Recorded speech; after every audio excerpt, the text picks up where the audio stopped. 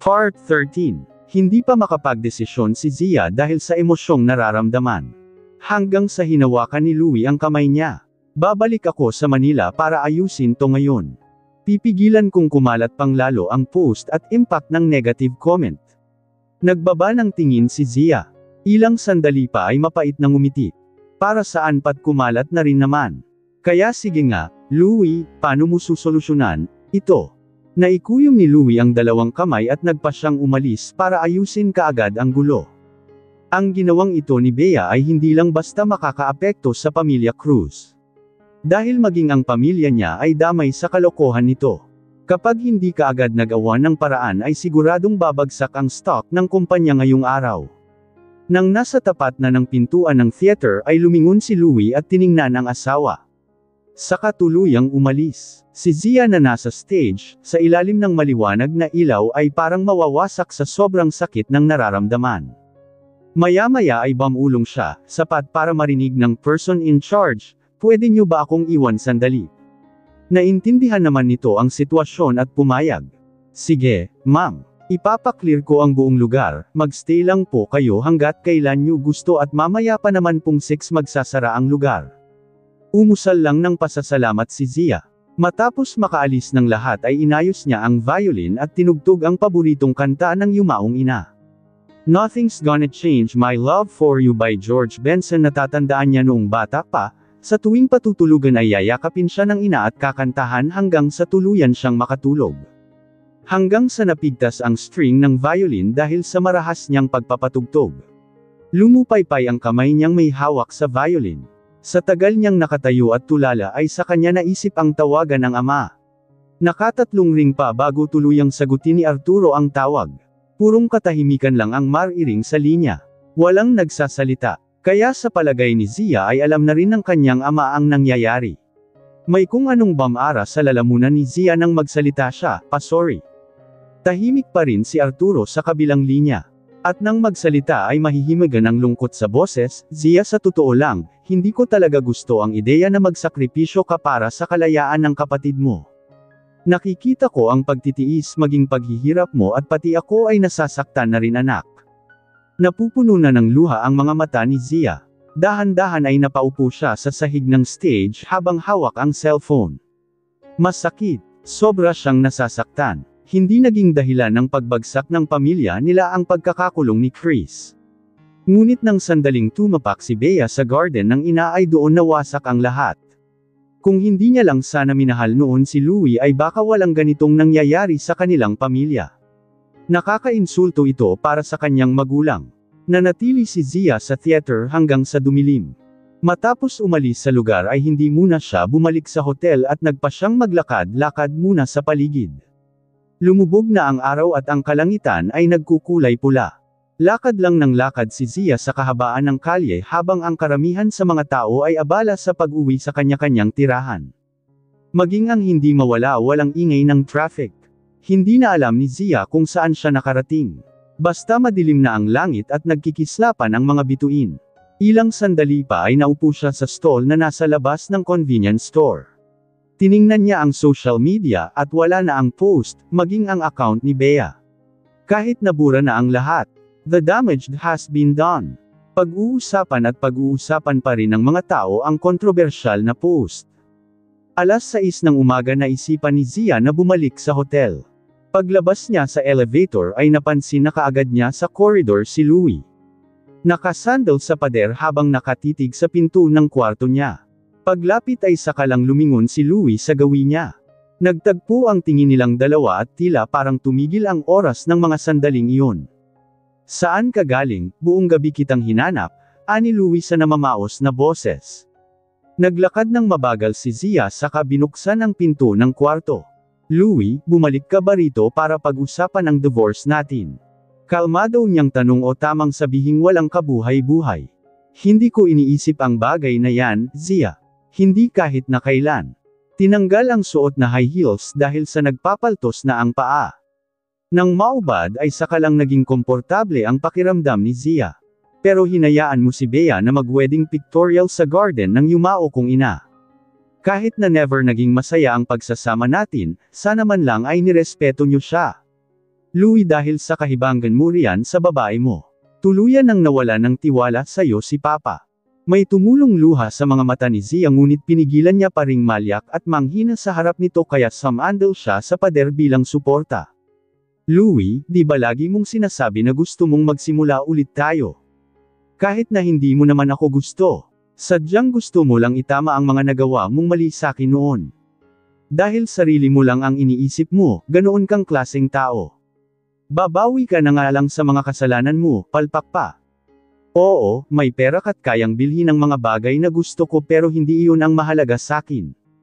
At dahil alam mo ang kahinaan ko, kaya nga wala akong lakas ng loob na iwan ka. Pero, Louie, sa tingin mo, maaayos pa kaya ang lahat kung ganitong klase naman ang pagsasama natin? Hindi ka ba napapagod? Kasi ako, oo. Sawang-sawa na, matapos niya iyong sabihin ay huminga siya ng malalim. Saka binuksan ang pinto at pumasok. Gustong sumunod ni Louie, pero niliitan na kaagad ni Zia ng pagkakaawang ang pinto. Pagod ako, at ayoko nang makipag-usap sa'yo. Pero hindi nagpatinag si Louie na nagtangkang pumasok. Mabilis na sinara ni Zia ang pinto, dahilan para maipit ang daliri nito. Kahit nasasaktan ay ininda ni Louie ang sakit, makausap lang ang asawa. Kahit na masakit ang binitawang salita ni Zia, ay hindi niya hahayaang matapos sa ganito ang lahat. Nagkamali ang assistant, Zia, paliwanag ni Louie na nahihirapan na dahil sa naipit na kamay. Promise, babawi ako. Pero hindi na magpapauto pa si Zia, at sa halip ay pinakiusapan na lamang si Louie na alisin na ang kamay nito sa pinto bago pa may malalang mangyari. Sa huli ay hindi na nagpumilit si Louie at kusang binawi ang kamay. Pagkasara ng pinto ay nagsalita pa, "Sorry, Zia, sorry talaga." Narinig iyon ni Zia na nakasandal sa pinto, habang nanatili naman sa labas ng pinto si Louie. Ilang sandali pa ay umatras at muling sumandal sa pader, hinihintay na pagbuksan siya ni Zia ng pinto. Bumalik sa Manila si Zia, ngunit dumaan muna sandali sa sementeryo pag-alis sa airport. May mahinang ambon ng mga oras na iyon at may hawak pa siyang bulaklak para sa pinakamamahal na yumaong ina. Pinagmamasdan ng lapida nito. Ang kanyang ina na si Isabel ay namatay dahil sa car accident. Sa alaala ni Zia ay maamo, malambing at mapagmahal na asawa si Isabel kay Arturo. Masaya ang pamilya nila noong nabubuhay pa ito. Alagang-alaga ang bahay at ang paborito nitong garden kung saan madalas itong nagpipinta. Habang inaalala ang nakaraan ay may luhang palm attack sa mga mata ni Zia. Matapos alisin ang damo sa paligid ay nag-alay siya ng dasal sa lapida ng ina. Nanatili siya roon ng ilang oras habang lumuluha hanggang sa tumigil ang mahinang ambon at muling sumilip ang sikat ng araw. Kinagabihan ay tuluyan nang umuwi si Zia. Nang mapansin ng katulong ay maingat itong nagsalita, "Welcome back po, ma'am. Tumawag nga po pala rito si Sir kanina." Iniwan ni Zia ang dalang luggage sa entrance ng bahay, saka nagpatuloy. Ayaw makarinig ng kahit ano tungkol kay Louie. Pag-akyat sa hagdan ay nilinggan niya ang katulong. "Wag mo na kong ipaghanda ng pagkain at hindi ako rito kakain." Matapos ay nagpatuloy na siya. Pagpasok sa kwarto ay naglabas siya ng malaki-laking luggage at sinimulang mag-impake ng mga gamit. Hihiwalay na siya kay Louie. Siguro nga ay wala siyang kakayahan sa ngayon na tuluyang putulin ang ugnayan nila, pero hindi na niya kaya pang makasama si Louie sa pagtulog at sa iisang bubong. Pinagkukukuha niya ang mga kailangang damit at mahahalagang dokumento, saka sinara ang luggage. Bago tuluyang umalis ay pinagmasdan niya muna ang buong kwarto. Sa loob ng 4 na taon ay naging saksi ang lugar na ito sa saya, sakit at lungkot na dinanas niya. At bago pa muling maging emosyonal ay pinagmasdan niya ang suot na wedding ring. Hinubad niya at maingat na inilapag sa side table kasama ng platinum cards na bigay ni Louie. Sa kanya tuluyang binuksan ang pinto, hila-hila ang luggage. Ngunit nasa tapat ng pintuan si Louie, madilim ang ekspresyon.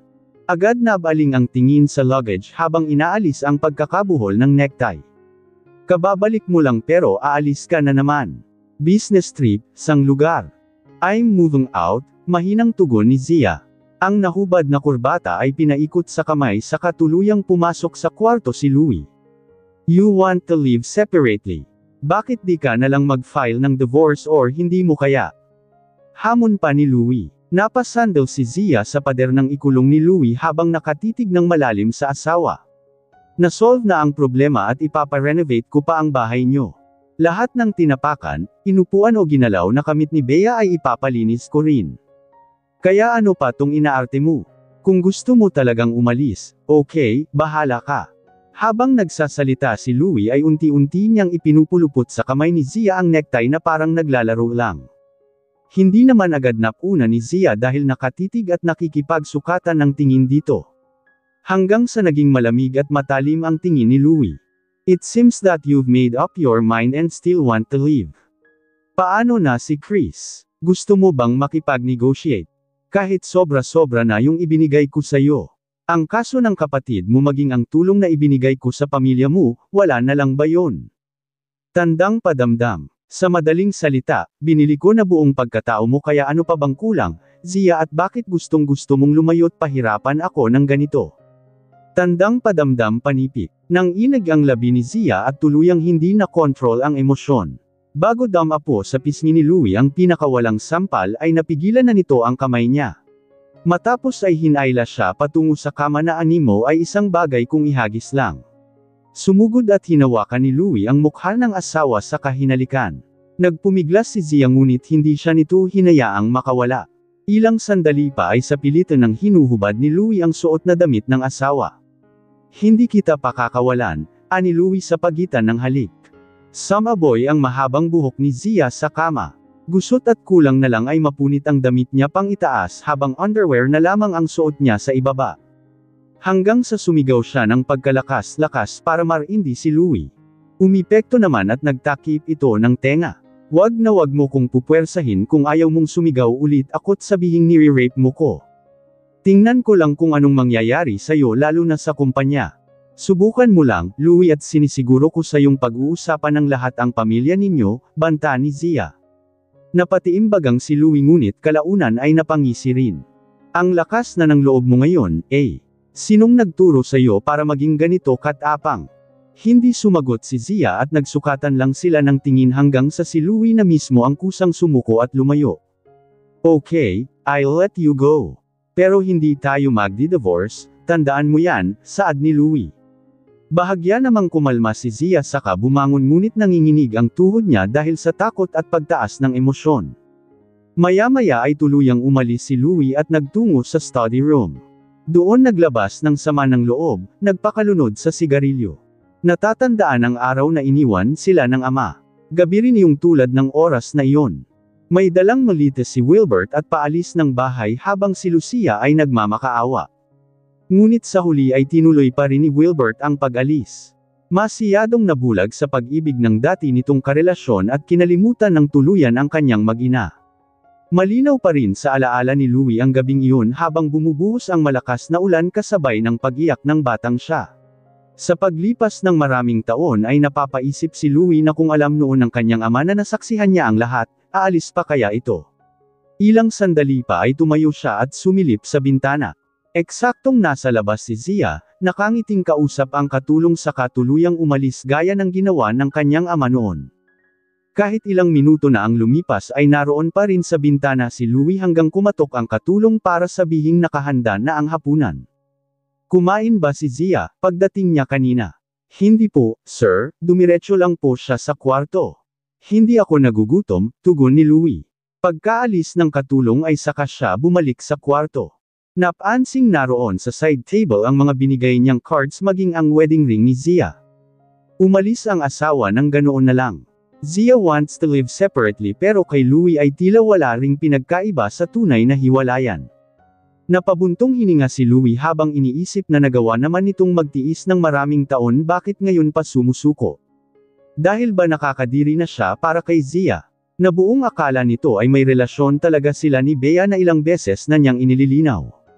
Zia bulong ni Louie habang nakaupo sa kama, nakatingin sa labas ng bintana habang mag-isa sa madilim at malamig na kwarto. Sa araw na iyon ay bumisita si Alice. Kaagad namang pinagbigay alam ng katulong ang pagdating nito. Nang mga oras na iyon ay hawak ni Louie sa kamay ang iniwang wedding ring ni Zia. Sabihin mong maghintay at bababa rin ako, aniya. At iyon naman ang ginawa ni Alice. Nang dumating siya kanina ay nasabi ng katulong na umalis ng bahay si Zia. Dapat ay masaya siya sa balitang iyon, pero hindi. Hanggang sa tuluyang bumaba si Louie na halatang pagod. Anong meron at kailangan mong pumunta rito? Aniya saka nagtungo sa dining area para kumain. Kahit walang gana ay kailangan niya pa ring kumain. Sumunod naman si Alice na bahagyang nagbago ang ekspresyon, tila kabado at napapalunok pa ng laway. Hinahanap kayo lagi ni Bea matapos ng nangyaring insidente. Pero hindi niya kayo laging mock contact at hindi na rin po kayo dumadalaw sa kanya kaya. Saka napabuntong hininga, tila nahihirapang sabihin ang susunod na nangyari. Naglas-laes po siya, ulit at muntik nang maubusan ng dugo. Habang humihigop ng sabaw ay natigilan si Louie at kalmadong nagtanong, nasa ganoong estado na siya. Nabigyan naman kaagad ng dugo. Sisigot na sana si Alice nang magpatuloy si Louie, ayos lang, huwag mo nang sagutin. Pupunta ako mamaya at may sasabihin din ako sa kanya. Magaan man at kalmado ang sinabing iyon ni Louie ay nasisiguro ni Alice na hindi magiging maganda ang kalalabasan ng mangyayari mamaya. 10 oras na ng gabi dumating sa ospital si Louie. Samantalang sa kwarto ni Bea ay makikita siyang nakahiga sa kama, namumutla at may nakaturok sa likod ng palad para sa blood transfusion. Si Linda ay nasa tabi, nagbabantay at pinapatahan ang umiiyak na anak. Hanggang sa bumukas ang pinto at pumasok si Louie.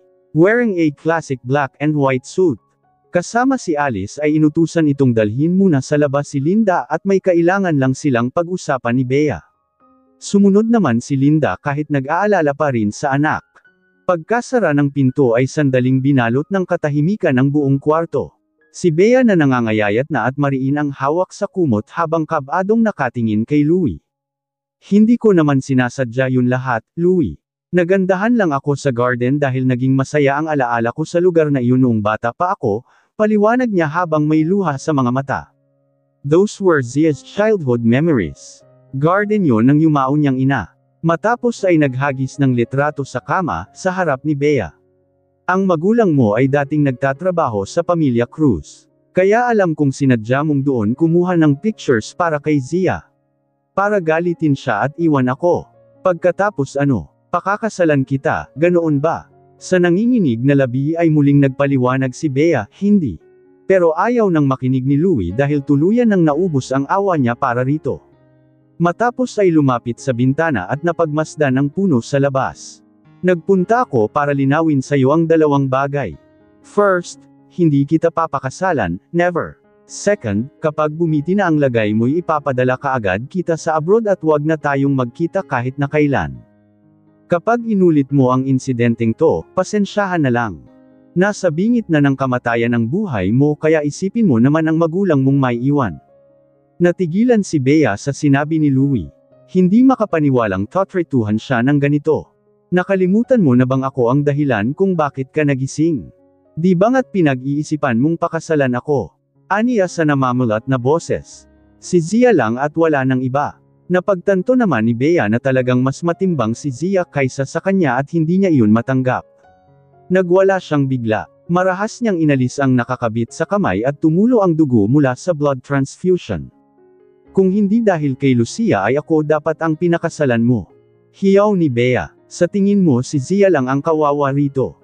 Hindi, dahil ako yun. Siya ang dahilan kaya ako napunta sa maling lalaki na nambubugbog. Kaya nga ganito ang sinapit ko. Nakunan at tuluyan akong naging baldado ng dahil sa demonyita mong ina. Siya ang dahilan ng lahat. Kaya anong masama kung hangarin kita kung sa simulat sa pool ay ako naman dapat ang nasa posisyon ni Zia. Ako dapat ang asawa mo hindi siya. Nang inag ang buong katawan ni Bea matapos iyong sabihin. Kaya anong ginawa kong mali para tretuhin ng ganito? Bulong pa niya. Binuksan ni Louie ang bintana para maalis ang amoy ng kumalat na dugo. Nang pumasok ang malamig na simoy ng hangin sa kwarto ay biglang inubo si Bea pero walang pakialam si Louie. Bibigyan kita ng 50 million at wag na kayong babalik pa ng Manila, kayo ng pamilya mo. Matapos ay nagpasya na siyang umalis. Si Bea naman ay humagulgol, tinatawag ang pangalan nito pero hindi na lumingon si Louie. Paglabas ay saka naman pumasok si Alice para ibigay ang tseke.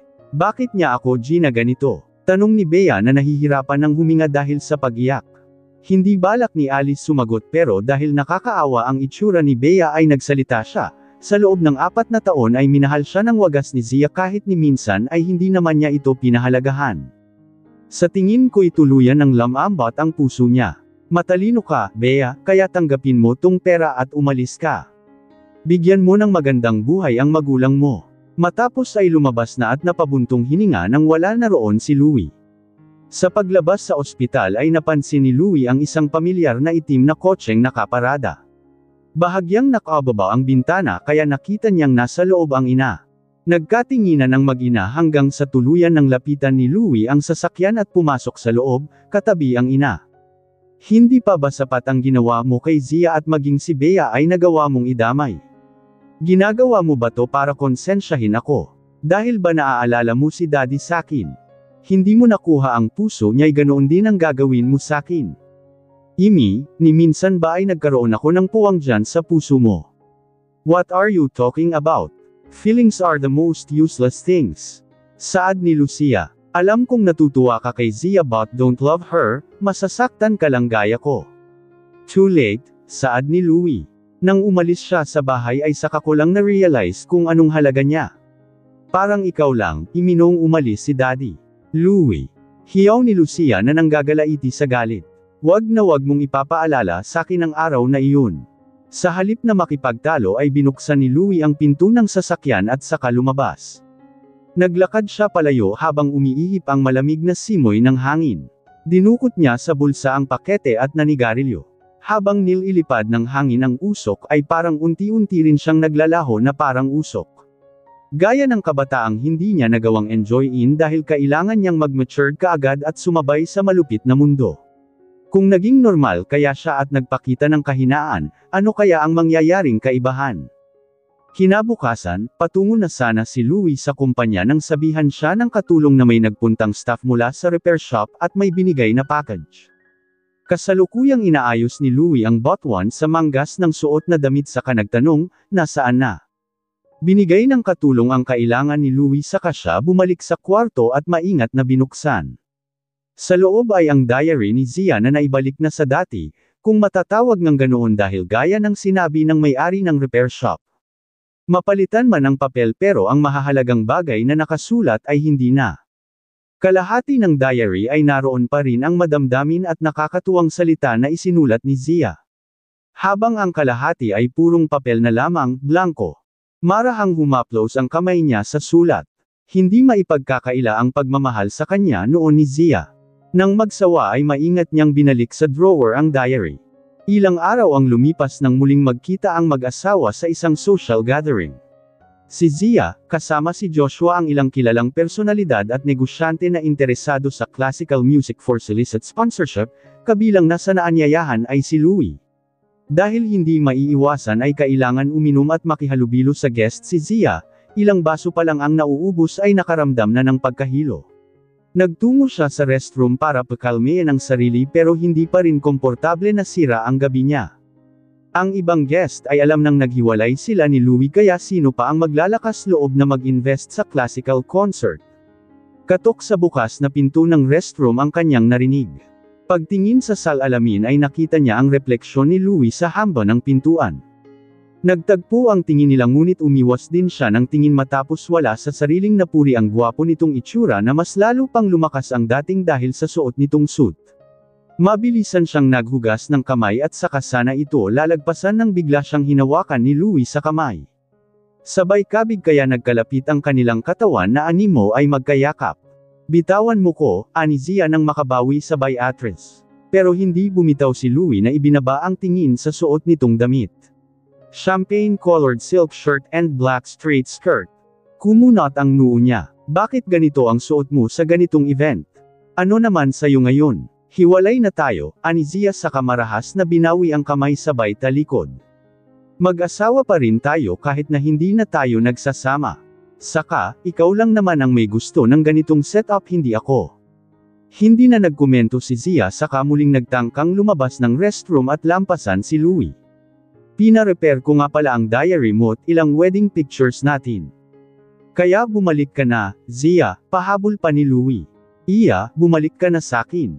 Iya automatikong huminto at nanubig ang mga mata ni Zia. Dahil dati, noong hindi pa sila kasal, Hindi pa nangyari yung insidente sa motel at bago matuklasan ni Louie na may gusto siya ay iyon na ang tinatawag nito sa kanya. Nautol kasi si Zia noong magpakilala kay Louie. Kaya iba ang narinig nitong sinabi niya. Hindi niya akalaing sa tagal ng panahon ay hindi pa rin pala nakakalimutan si Louie. Biglang nanuyot ang lalamunan ni Zia. Louie, masakit pa ring isipin ang mga ginawa mo sakin sa loob ng 4 na taong pagsasama. Gusto mo kong bumalik? Anong mangyayari pagkatapos? Akto pa rin akong asawa mo at panunoorin ko kayong dalawa ni Bea. Na sa tuwing aasa akong nagbago ka na ay bigla namang uulit sa umpisa na parang walang nangyari, ganoon ba? Saka tumingin sa mga mata ni Louie. Tanungin mo nga ang sarili mo. Kaya mo bang mawala ng tuluyan sa buhay mo si Bea? Di ba hindi? Kaya kung may malasakit ka sakin, kahit na kaunti lang, Louie. Tama na, huwag ka nang magpagod kakakumbinsi saking bumalik. Sa sinabing iyon ni Zia ay tuluyang namutla ang mukha ni Louie. Saka malungkot na tumingin. Naiayos ko na ang pag-alis niya ng bansa. Hindi ka na niya guguluhin pa. Hindi na nagsalita si Zia dahil wala na rin namang silbi. Mas pinili na lamang niyang umalis doon ng tahimik. Paglabas ay nakaabang na si Joshua na bahagyang nag-alala. Ayos ka lang. Umiling naman si Zia. Okay lang, medyo naparami ng inom, tugon niya. Pwede bang mauna na kung umuwi ihahatid na kita, ani Joshua?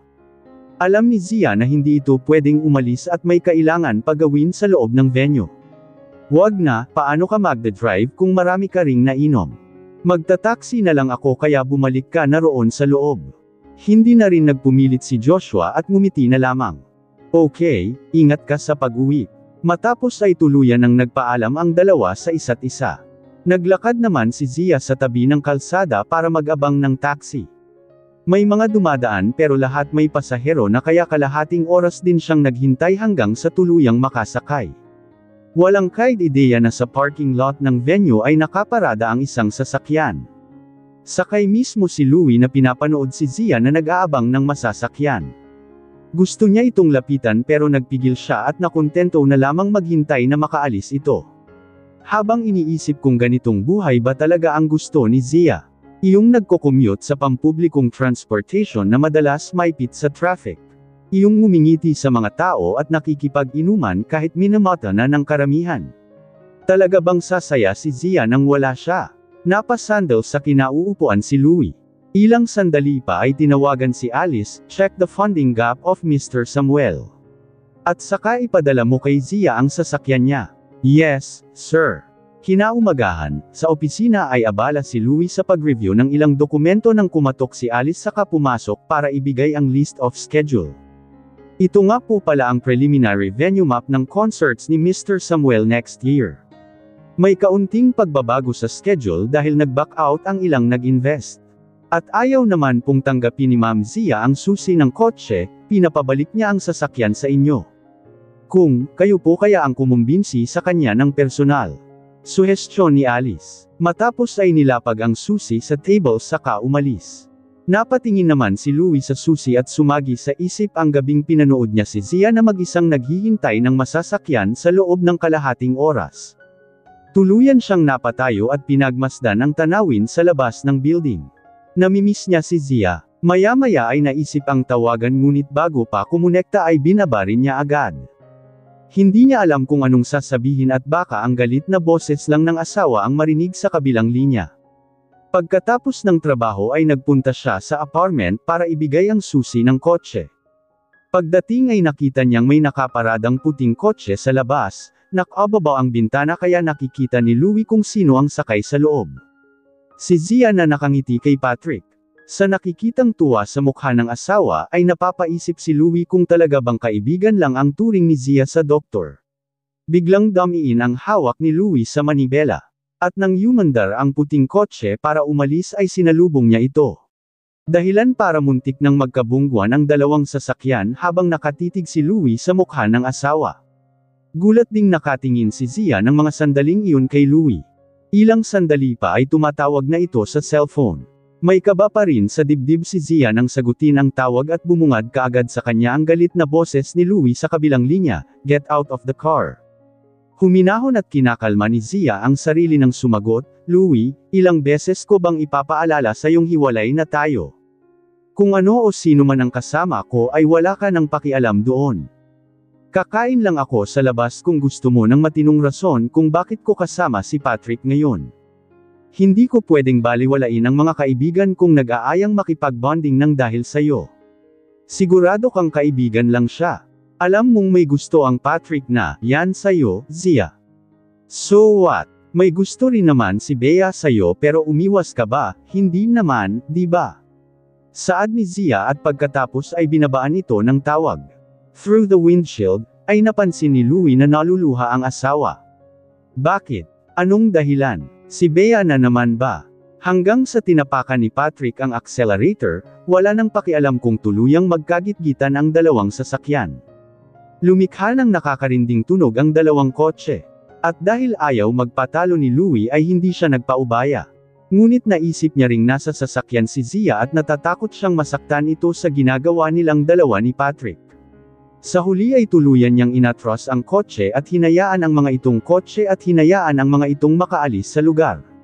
Nang malayo-layo na ang puting kotse ay umangat ang kamay ni Louie na tila inaabot sa hangin si Zia kahit malayo na ang sasakyan. I like you, bulong ni Louie. At dahil ayaw magpatalo ni Louie ay hindi siya nagpaubaya. Ngunit naisip niya ring nasa sasakyan si Zia at natatakot siyang masaktan ito sa ginagawa nilang dalawa ni Patrick. Sa huli ay tuluyan niyang inatros ang kotse at hinayaan ang mga itong makaalis sa lugar.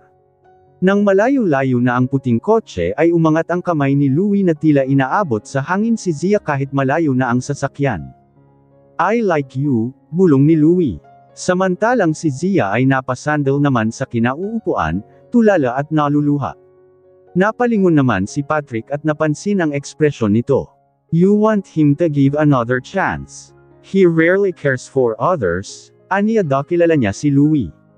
Kung hindi nito mahal at wala itong pakialam kay Zia, ano palang tawag sa inaakto nito ngayon?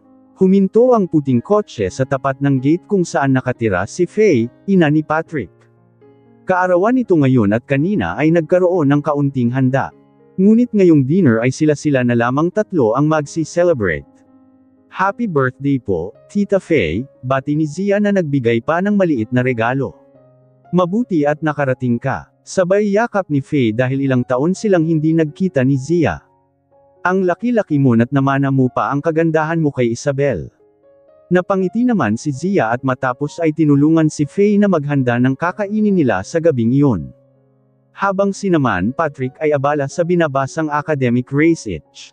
Nang matapos kumain ay nagligpit din kaagad si Faye para maghugas ng pinagkainan habang si Zia ay saglit na nagtungo sa terrace para tingnan ang tanawin sa labas. Sa malayong bahagi ng lugar ay may makikitang makukulay na fireworks. Nakangiting pinagmasdan ni Zia ang kalangitan at iniisip na sana ay palagi na lamang ganoon para hindi masiyadong malungkot ang ina niyang nasa langit. Samantalang sa ibaba ng bahay, sa labas ng gate ay nakatanaw si Louie sa asawa. Oo, kahit hinayaang makaalis ang dalawa kanina ay nagawa niya pa ring sundan ang puting kotse. Dahil hindi niya kayang hayaan si Zia na sumama sa iba. Habang nakatingin ay natutuwa siyang makitang masaya si Zia habang pinapanood ang makukulay na fireworks. Hanggang sa makita niya sa terrace si Patrick at sinamahan si Zia. Habang nakatingin ay natutuwa siyang makitang masaya si Zia habang pinapanood ang makukulay na fireworks. Hanggang sa makita niya sa terrace si Patrick at sinamahan si Zia. Nagkatinginan ang dalawa at parehong ngumiti sa isa't isa. Kaya tuluyang naglaho ang tuwa sa mukha ni Louie at napatiimbagang. Nang paalis na si Zia ay sumunod si Patrick para may hatid siya pabalik. Ngunit pagbukas pa lang ng pinto ay may biglang yamakap sa kanya. Si Louie. Sa harap ni Patrick ay hinayla ni Louie ang asawa para yakapin, maging ang likod ng ulo ni Zia ay hawak na tila pinuprotektahan. Habang si Zia mismo ay hindi makapaniwala sa ginawa nito, ni hindi na nga siya naglakas loob na gumalaw sa kaba. Nang magangat ng tingin ay agad nagtagpo ang mga mata nilang dalawa. Nababasa ni Zia ang emosyon sa mga mata ni Louie. Bago pa makawala ay mabilis na nitong inangkin ang kanyang labi sa harap pa mismo ni Patrick. Kinabahan si Zia na baka may gawin pa itong hindi tama kaya nagpumiglas siya. Ano ba, bitawan mo ko? Aniya at pagkatapos ay hinarap si Patrick para makapagpaalam. Okay, bumalik ka ulit kapag may libreng oras. Ipagluluto ka ulit ni Mama, ani Patrick na hindi naman apektado sa ginawa ni Louie. Tumango lang si Zia sa kanilampasan si Louie patungo sa kotse nito. Sumunod rin ito naman agad at nagmaneho na paalis. Wala pang 5 minuto nang hininto ni Louie ang kotse sa tabi ng kalsada. Ilang sandaling katahimikan ang namayani hanggang sa pinaliwanag si Zia kung anong ginagawa niya sa bahay ng magulang ni Patrick. Gusto mo lang ba talagang mag-explain o natatakot kang may gawin akong hindi maganda sa kanya? Ani Louie, wag na wag mong gagalawin si Patrick. Naglabas naman ng sigarilyo si Louie at inipit sa bibig sa kasinindihan. Bago pa makahit-hit ay pinatay rin ang sindi sabay balik. Hindi siya makapag-isip ng maayos sa taas ng emosyong nararamdaman hanggang sa biglaan niyang inalis ang seatbelt at hinarap si Zia. Hawak ang balikat ay kinorner niya ito sa kinauupuan. Umamin ka, Zia. Gusto mo ba siya? Have you ever think of doing that with him? Isang sampal ang pinadapo ni Zia na inaasahan na ni Louie kaya hindi na nagtangka pang umiwas. Naging mabigat ang atmosphere sa loob ng kotse. Kaya bago pa tuluyang sumabog sa galit si Zia ay nagpasya na siyang umalis ngunit hindi hinayaan ni Louie na nilock ang pinto ng sasakyan. Zia, tutulungan ko pa rin si Bea hindi dahil sa may nararamdaman ako sa kanya o dahil sa nagawa niyang pagtulong sa akin noon. May dahilan ako na hindi ko pa masasabi sa iyo ngayon. Nabaldado siya't wala ng kakayahang magkaanak tapos nagkaroon pa ng multiple organ failure hindi na siya magtatagal. Kaya uulit-ulitin kong sasabihin kahit nakakasawa ng pakinggan na wala kaming relasyon. Hindi naman nagkomento si Zia. Pero ilang sandali pa ay nagsalita, tapos ka na bang magpaliwanag? Pwede mo na kong palabasan sa kotse. Ilang sandali pa ay binuksan ni Louie ang compartment at kinuha sa loob ang 2 susi. Ang isa ay sa kotse ni Zia habang ang isa pa ay ang susi ng bahay ng pamilya Cruz. Malalim ang tingin ni Louie nang sabihin sa susunod, mag-drive ka kapag pupunta sa social events and hire a designated driver if ever makainom ka. Iyong bahay niyo nga pala na iayos na, anytime soon ay pwede na kayong lumipat doon. Bumaba ang tingin ni Zia sa susi. Hindi na kailangan, Louie. Hiwalay na tayo at tanging papel na lamang ang nagkokonekta sa ating dalawa. Kahit ano bang gawin ko'y hindi na magbabago ang isip mo, Zia. Yes. Kumurap siya ng ilang beses para pigilan ang panunubog ng mga mata. Yes, Louie. Ilang katok ang ginawa ni Alice saka marahang binuksan ang pinto ng opisina ni Louie, at nakitang abala ito sa pagbabasa ng ilang dokumento. Sandaling nagangat ng tingin si Louie at nagtanong, ano ng balita? Umiling naman si Alice. Kani-kanina lang po ay nakipag-usap ako sa assistant ni Mr. Samuel at ayaw po nilang tanggapin ang investment niyo, sir. Napasandal at natahimik sa kinauupuan si Louie ng ilang sandali. Okay, pwede ka nang umalis, utos na lamang niya. Umalis naman kaagad si Alice nang mapunang iritado na ang ekspresyon nito. Pagkasara ng pinto ay tahimik na muli ang opisina hanggang sa dinukot ni Louie sa bulsa ang wedding ring at saka tinitigan. Ayaw tanggapin ni Zia ang kotse, ang investment sa concert. Maging ang dating bahay ng pamilya Cruz ay hindi rin ito nais. Hindi na niya alam kung anong gagawin. Wala siyang maisip na paraan para bumalik ito. Ang nais lang nito ay makalayo na ng tuluyan at magkanya-kanya na sila ng buhay. Pero hindi iyon ang gusto ni Louie. May nararamdaman na siya para kay Zia at gagawin ang lahat para muli itong makasama. Sa kakaisip sa asawa ay maghapong walang natapos na trabaho si Louie hanggang sa abutin ng gabi. Bago umuwi si Alice ay pumasok muna ito sa office para ayusin ang mga dokumentong hindi na niya natrabaho. Ilang sandali pa ay nagsalita si Louie, noong nakaraang taon ay kumonsulta sa psychologist si Zia. Tawagan mo nga ang doktor na yun at gusto ko siyang makausap, utos niya pa. Natigilan naman si Alice dahil confidential yun. Pero hindi po matutuwa, hindi naman malalaman ni Zia kung walang magsasabi sa kanya. Hindi na kumontra si Alice at agad tinawagan ang tinutukoy na psychologist. Nabigyan naman sila ng pagkakataong makausap ito ng personal kaya pinuntahan kaagad nilang dalawa sa mismong opisina nito. Matapos ang mahabang diskusyon at pangungumbinsi ay pinayagan sila ng doktor na panoorin ang record video ni Zia sa tuwing may session ito. Nakaupo si Louie sa armchair habang nasa tabi naman ang secretary. Naging malawak ang ngiti niya nang makita sa screen ang magandang mukha ni Zia. Habang kinakausap ng psychologist ay ngumingiti sa video si Zia. Ang cute nitong tingnan kapag kinukwento ang buhay may asawa. Hanggang sa napunta ang usapan sa kama life ng mag-asawa. Kung ano ang ginagawa at style ni Louie pagdating sa romansa at anong gustong posisyon ni Zia na di inascribe pa nito ng mabuti. Habang nagkukwento si Zia ay kalmado lang ito ngunit makikitaan ng lungkot at kaba sa mga mata. Si Alice na nanonood ay tila gustong masuka. Natakpan niya ang sariling bibig saka nagmamadaling lumabas ng opisina hanggang sa makarating sa restroom. Hindi siya makapaniwala sa napanood na video. Dahil tila sanay na si Zia sa nangyayari sa kanya. Hindi niya akalaing hindi lang pala sa business world malupit si Louie, pati pala sa asawa nito. Kay Zia, kaya hindi napigil ang umikot ng sikmura ni Alice. Para lang masigurong babalik si Zia sa buhay nito ay pati ang isang confidential na bagay ay hahalungkatin pa nito. Tunay na nakakatakot si Louie, matapos ang mahaba at nakakapagod na araw sa studio ay umuwi na sa nirentahang apartment si Zia. Kahit maliit ay cozy naman ang lugar. Pagdating ay agad siyang naupo sa sofa at ilang sandali ay nagpa siyang magluto ng hapunan. Tumawag naman si Lindsay at nagkwentuhan sila haba siya ay nagluluto, kaya kahit mag-isa ay hindi niya ramdam ang lungkot. Ilang sandali pa ay nakarinig siya ng ingay mula sa labas ng bahay. May kung anong kumakaskas sa labas kaya sumilip si Zia sa bintana. Wala naman siyang makita kaya kahit kinakabahan ay lakas loob niyang binuksan ang pinto. Isang cute na Shih Tzu ang nasa labas na kaagad tinahulan si Zia. Puti ang kulay ng balahibo na kumakawag pa ang buntot at halatang natutuwa na makita siya. Ang akala ni Zia ay tuta ito ng kapitbahay pero napansin niyang may nakasabit sa leeg. Naupo siya para maabot ang makinang na bagay. Na wedding ring niya pala. Kaagad siyang tumingin sa paligid at sa hindi kalayuan ay nakitang nakaparada ang pamilyar na kotse. Casual na nakasandal si Louie sa hood ng sasakyan habang naninigarilyo nakatitig sa kanya. Maya-maya pa ay tumawag si Louie na sinagot naman niya. Kunin mo rito, tung aso, ani Zia. Hara ang pangalan niya at 3 months old na siya.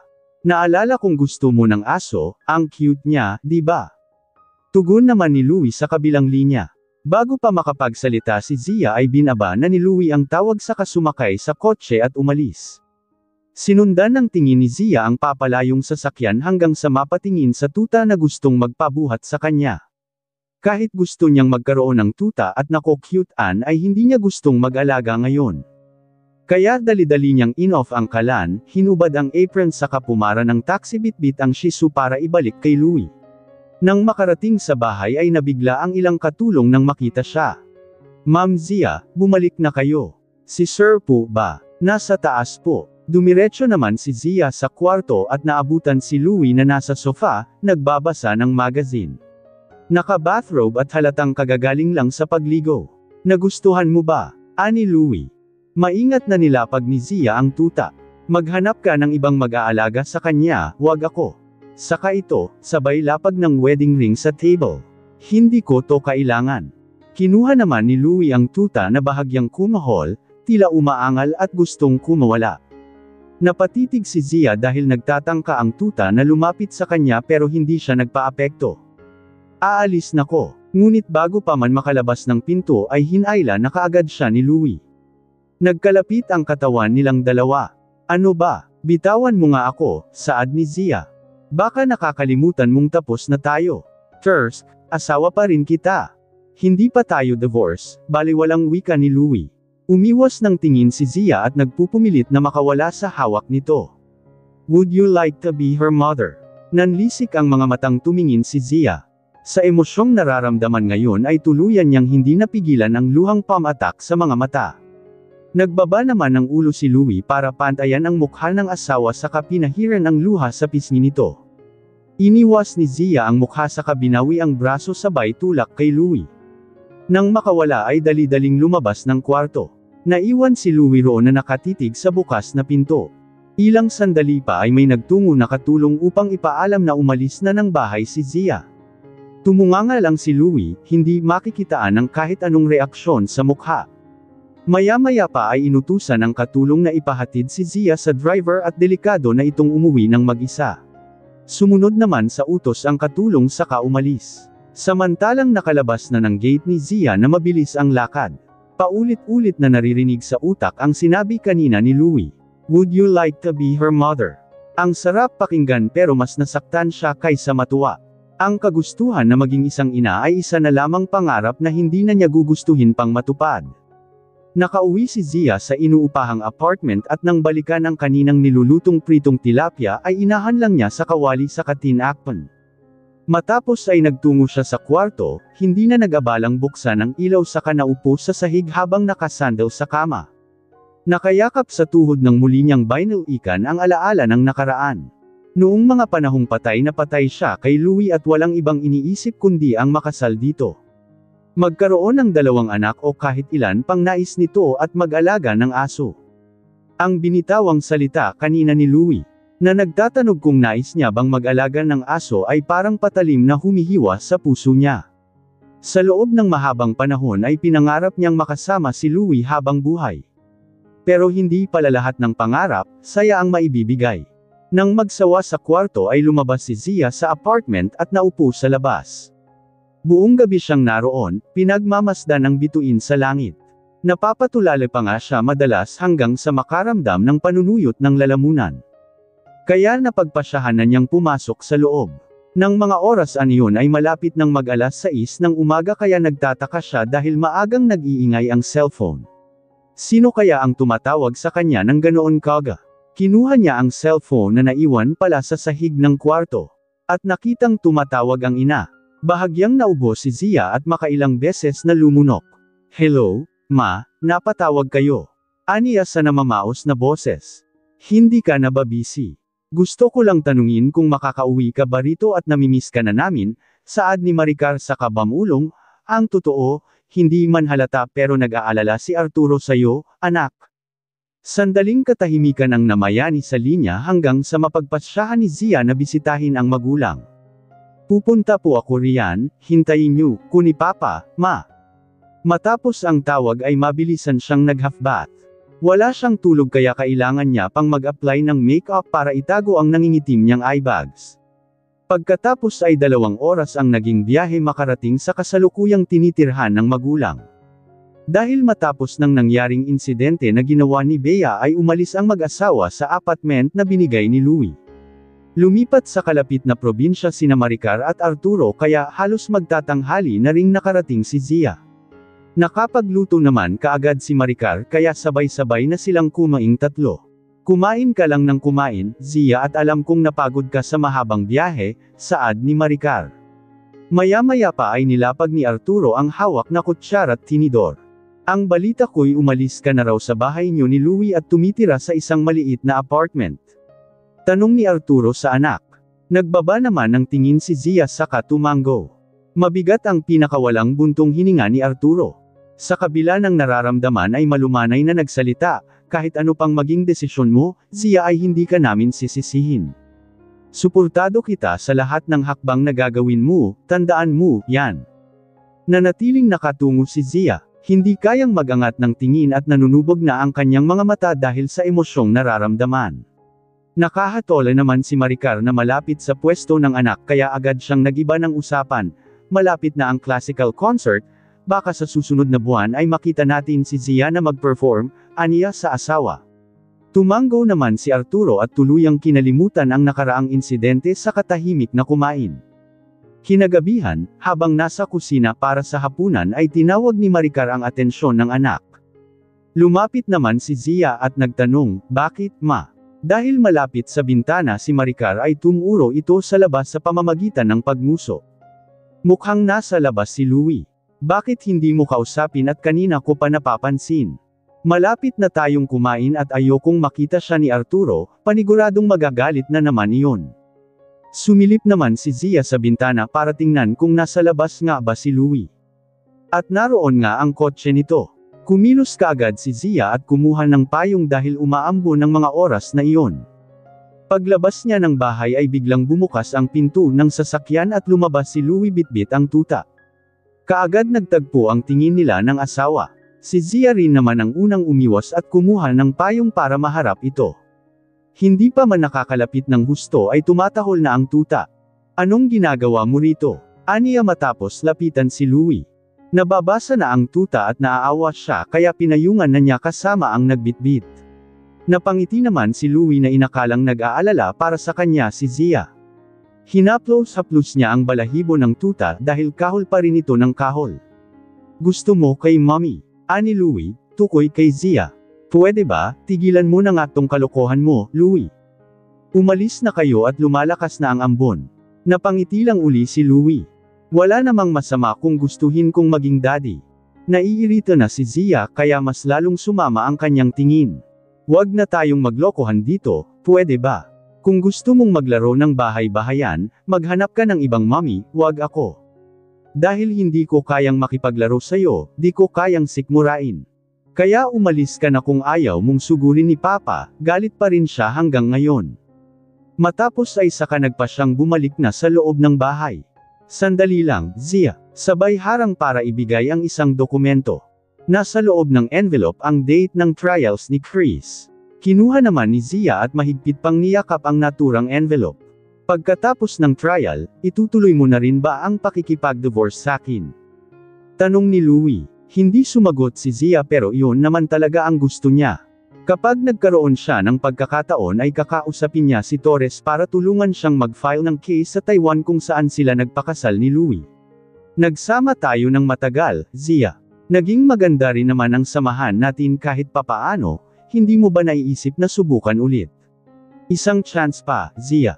Gusto kong bumuo ng masayang pamilya kasama ka. Hihigitan natin yung ibang mag-asawa at magiging mabuti akong ama sa magiging anak natin. Humigpit ang yakap ni Zia sa envelope at saka tiningnan si Louie diretso sa mga mata. Magandang plano, Louie, pero kapag nangyari yun, para ko na ring sinaksak ang sarili kong puso para magmanhid at wala nang maramdaman. Walang Erno sayon, dahil kailangan kong itago ang sakit para makangiti ng peke sa mga tao. Magsuot ng maskara para patuloy na magmukhang perpektong asawa. Magbingi-bingihan at magmukhang tanga para lang ay pakitang masaya ako. Ganoon ba ang gusto mo para sakin, Louie? Matapos ay pagak na natawa. Saan sabi mo, anak? Sayo. Paano mo palalakihin, Louie? Tuturuan mong maging malupit na gaya mo. Kasi sakin pangalang kontrolado mo na lahat. Damit ko, hairstyle, accessories. Lahat kailangan approve sayo. Ayoko ko ng ganoon para sa magiging anak ko, Louie. Ang mabuhay at maging sunod sonyeran sa gusto mo. Gusto kong maging malaya siyang makapagdesisyon kung ano ang nais at hindi. Nanunuot ang tingin ni Louie, may ngiti sa labi at marahan ang salitang sinabi kay Zia, bakit hindi mo muna subukan kay Hara? Hahayaan kitang alagaan siya, hindi ako mangingialam. I just want to act as a father. Napatitig naman si Zia. Kapag ganito si Louie ay mahirap talagang hindian. Bukod roon ay ito talaga ang gusto niya noong maliit pa lang siya. Pangarap na kinalimutan niya gaya ng paglimot sa nararamdaman kay Louie. Para muling bumangon ng 4.ci unti sa buhay na dapat noon niya pa pinili. Sorry, bulong ni Zia saka nagpatuloy pabalik sa bahay. Kusang tumulo ang luha na kanina niya pa pinipigilan. Habang nanatili namang nakatayo roon si Louie, hindi nakaligtas ang nakitang pagluha ng asawa. Kahit hindi man ito ang inaasahang mangyayari ay masaya pa rin siya at nagkausap sila ni Zia. Sa pag-alis nito ay muling kumahol ang tuta. Maya-maya pa ay napagpasyahan na ni Louie na umalis. Pagbukas ng pinto at pagkalapag sa tuta ay nakarinig siya ng sigaw mula sa loob ng bahay. Boses iyon ni Maricar na humihingi ng saklolo. Hindi na nag-aksaya ng oras si Louie at kaagad na tumakbo papasok sa bahay. Naabutan na natatarante sa takot ang biyenang babae habang nasa sahig ng kwarto si Arturo. Walang malay habang isinasagawa naman ni Zia ang CPR sa ama. Umiiyak ang asawa niya at kitang-kita ang takot sa mukha habang tinatawag ang pangalan ng ama. Ako na, Zia, saad ni Louie saka ito pinalitan sa pwesto. Napuna pa niyang nanginginig ang kamay ni Zia sa sobrang takot. Graduate si Louie sa medical school. Hindi man pinagpatuloy ang kursong natapos dahil nag-aral muli sa ibang bansa at kumuha ng finance ay mas may kakayahan siya kumpara kay Zia na nilalamon na ng emosyon. Iyak ng mag-ina ang maririnig ng mga sandaling iyon at ilang minuto pa ang lumipas ay tuluyan ng huminga si Arturo. Pa! Arturo! Magkasabay na hiyaw ng mag-ina. Hanggang sa tuluyan ng napahagulgol si Zia, takot na takot. Si Maricar ay agad nilapitan ng asawa at niyakap ito habang nakahiga pa rin sa sahig. Nagmulat ng mata si Arturo na tila tuliro pa sa nangyayari at tiningnan ang mag-ina niyang umiiyak. Si Louie na hinihingal pa matapos magsagawa ng CPR ay nakahinga rin ng maluwag saka napaupo sa sahig. Ilang sandali pa nilabas ang cellphone para tawagan ang isang tauhan, tawagan mo yung ospital at sabihang ihanda kaagad ang examination room. May pasyenteng darating dyan ngayon. Yes po, sir. Matapos maibaba ang tawag ay kaagad tinulungan ni Louie na bumangon si Arturo at inilalayan palabas ng bahay. Ramdam niyang nanghihina ito kaya halos buhat na niya ang buo nitong timbang.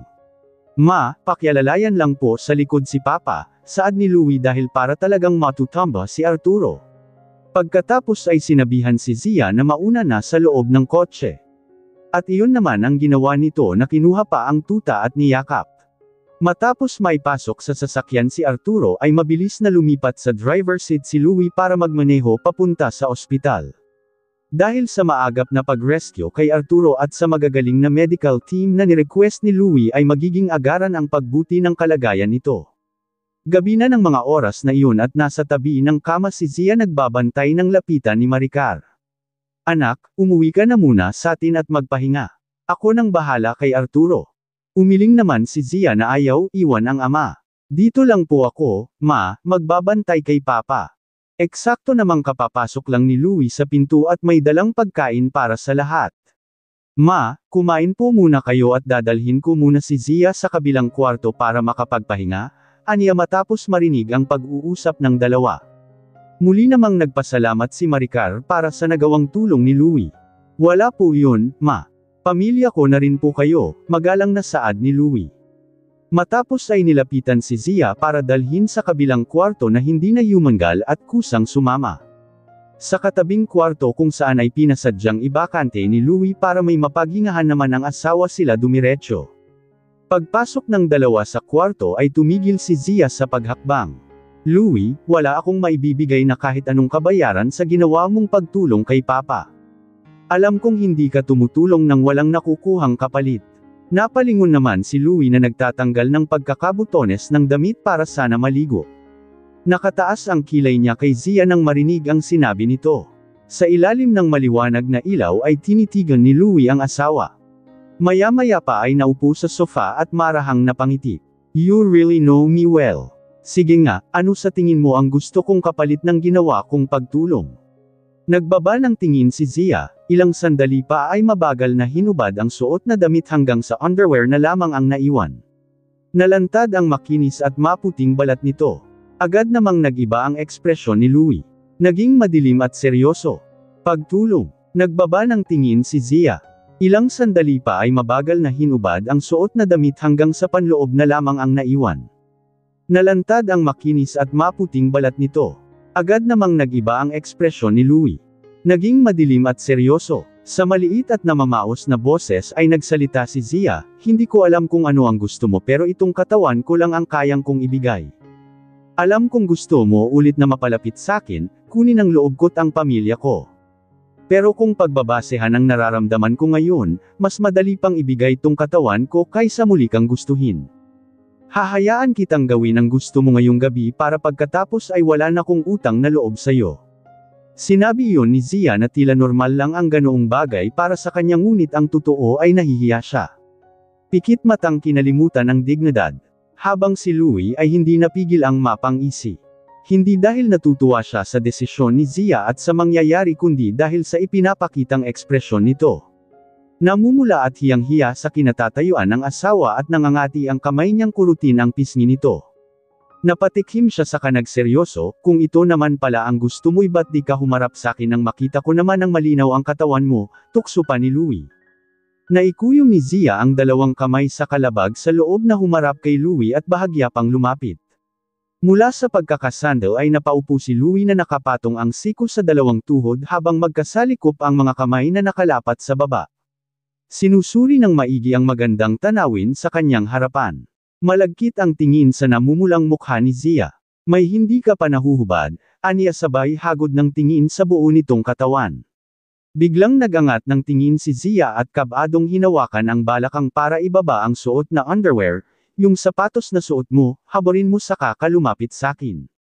Dito sa kondangan ko, Zia, utos ni Louie na nagpipigil ng ngiti.